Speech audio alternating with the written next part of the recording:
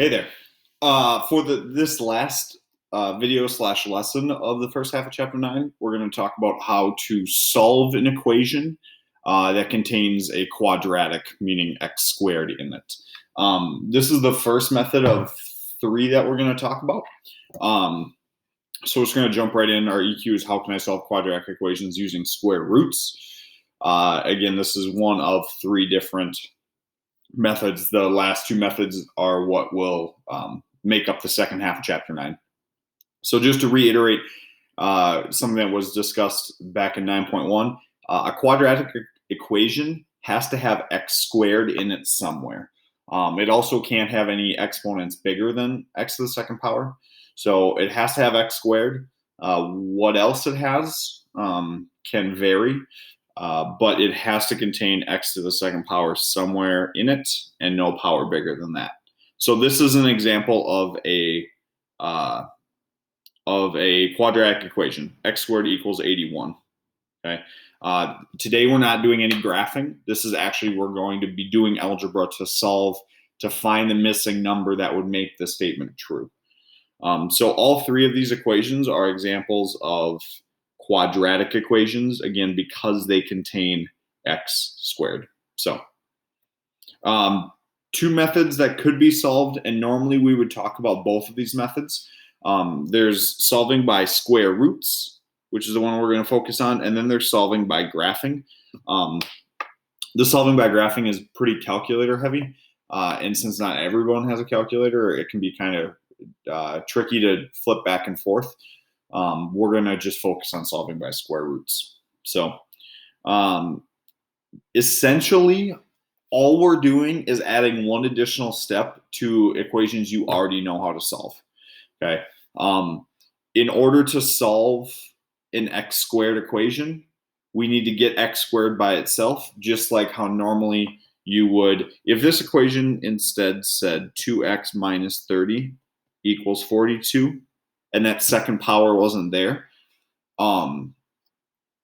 you are familiar with this. You've seen this a bunch. You know how to solve this equation. It's a 2-step linear equation. It's pretty straightforward. I would add 30 to both sides. Right, I would add 30 to both sides of the equation, which would then give me 2x equals 72. And then I divide by 2 to get x equals 36. Okay, now that we're going to do the exact same steps. The only difference is there's a squared there, but we're actually going to save the squared for the very last step. So we're going to get rid of that at the very end, which means the first few steps are going to be the exact same as what you're used to. So I want to get that x squared by itself. So I'm going to add 30 to both sides. We already know this is 72 because we just did it. 2x squared equals 72. Cut that in half. So now this says x squared equals 36. Okay, so now the question is what number times itself, because that's what squaring means, equals 36. That's one way to think of it. The other way to think of it is if you think about in algebra, right? How did we get rid of this multiplying by 2? We divided by 2. Algebra is all about doing the opposite operation or the inverse operation. The inverse of squaring something is to square root it. Those are opposites and they quote unquote cancel each other out. So I'm going to square root 36. Now you might already know what the square root of 36 is, but if I type it in the calculator, it tells me it's positive 6, which tells me one of my solutions for this problem. Right, 6 times itself equals 36, so that is an answer. Now, what's tricky about the calculator is that there's another answer that the calculator won't tell you. If you think about what other number times itself will equal positive 36, it's not only 6, but also negative 6. Right, negative 6 times another negative 6 will give me positive 36. So as we're going through this today, if you are square rooting both sides of an equation, which you're going to be doing a lot, there are going to be 2 answers. Okay, one will be the positive version of the number that the calculator tells you, and the other one's just going to be the negative version of that same number. So for the first time in intermediate algebra, we have exactly two solutions to an equation, positive 6 and negative 6. If we do the same thing here, if I want to get x squared by itself, I would first subtract 12 from both sides, which give me 4x squared. Now 12 minus 12 is 0. Okay. Now I'm going to divide by 4 to get rid of the 4. Make sure you do that before you square root. Those are gone. So x squared equals 0 divided by any number is going to still remain 0. So this is a direct contradiction to what I just stated, because if I square root 0 and I type that into a calculator, the square root of 0 is 0. Okay. But that does not mean I also have an answer of negative 0. Right? There's only one, like 0 isn't a positive or a negative number, so you can't separate it into two solutions. So this particular problem, if your answer is 0, it doesn't make sense to say this. So in this case, we only have one solution, and that's x equals 0. Okay. So go ahead and give these next two a try and see how you do. So if I want to solve for x squared, I need to get rid of the 14 by subtracting. 12 take away 14, or sorry, 26 take away 14 is 12. Those are gone, so this is 3x to the second power.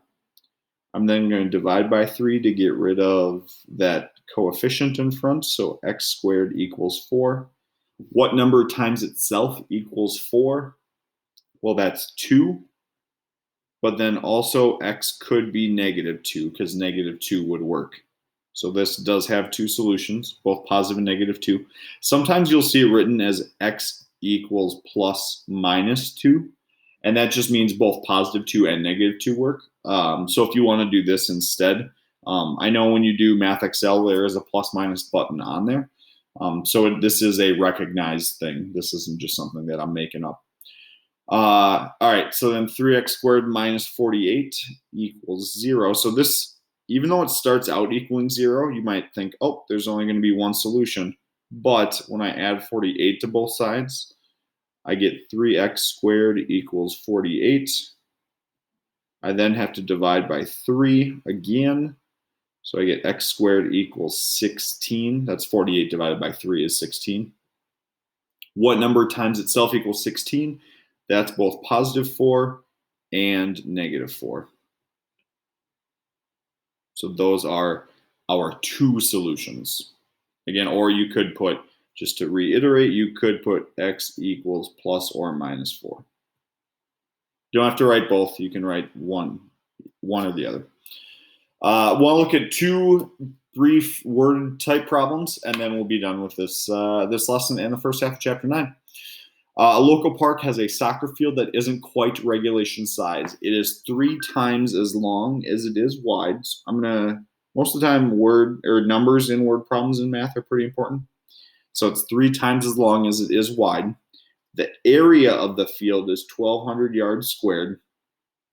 What are the dimensions? I like to underline the question. So what are the dimensions of the field? So I want to know how long and how wide is this field. Word problems can be super tough. You don't have to be an artist, but draw yourself a picture. Okay, a soccer field is a rectangle. It's not a rectangle. It's not a very good one, but I'll call it a soccer field.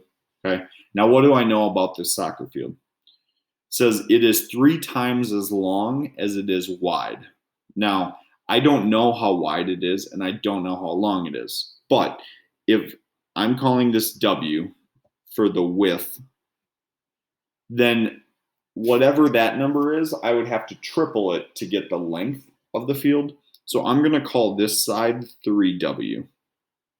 Okay, whatever W is, the width of it, then the length would be 3 times that number. And then I know the area, which is the amount of space in the middle, is 1,200 yards squared. Okay. Now, if we remember a rectangle, in order to find the area of a rectangle, we have to do length times width. Okay, but notice we're not using L in this problem at all for length. The length of this rectangle is 3W. So instead of A equals L times W, I'm going to say A equals 3W times W. And then I also know the area of the field already that was given as 1200. And then the last thing I need to do to solve this is I have to recognize that W times W can be shortened and written as just W squared, right? That's why we use exponents if you're multiplying the same thing repeatedly. So what the equation I'm going to solve for this is 1200 equals 3W squared. Now I'm going to solve for W.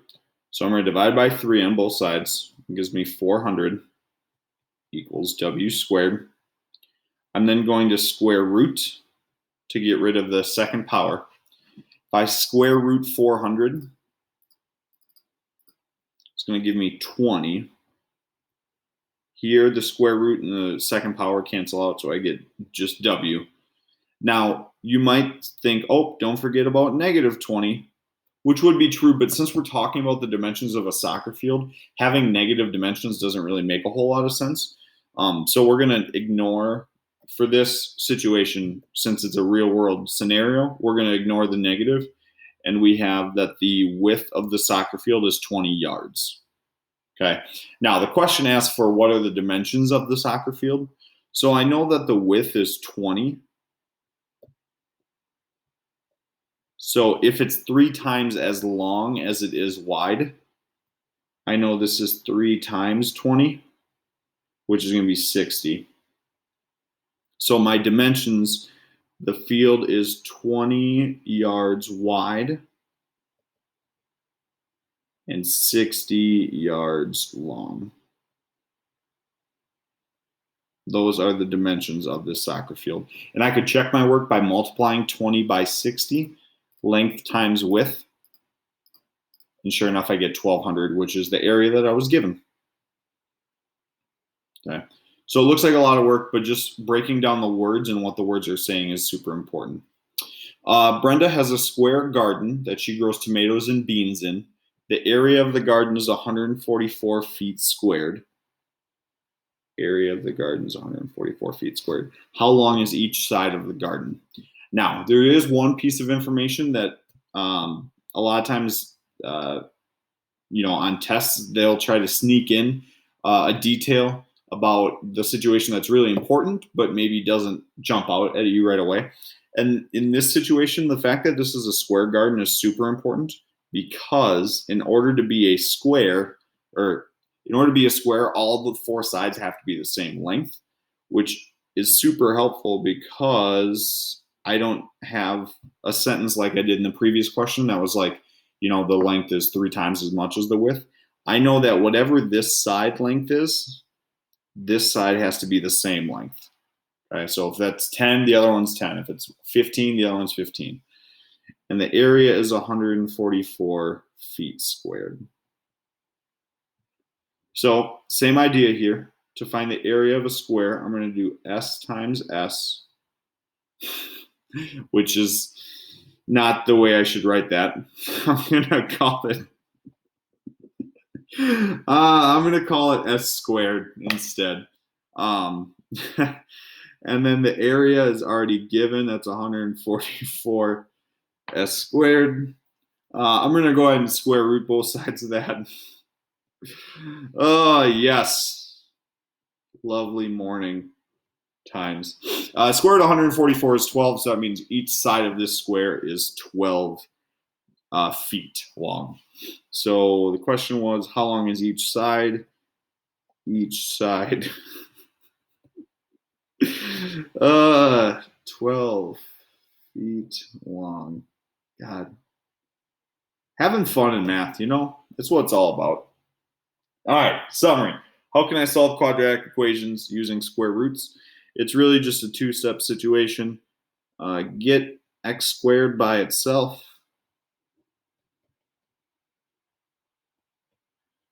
Step 2, square root both sides.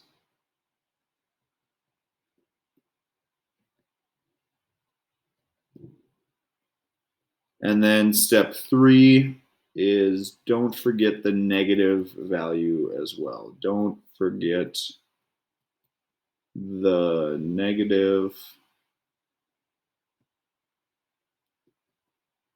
solution. We'll just call it that. All right. There's our summary. Get x squared by itself, square root both sides. Don't forget the negative. Let's get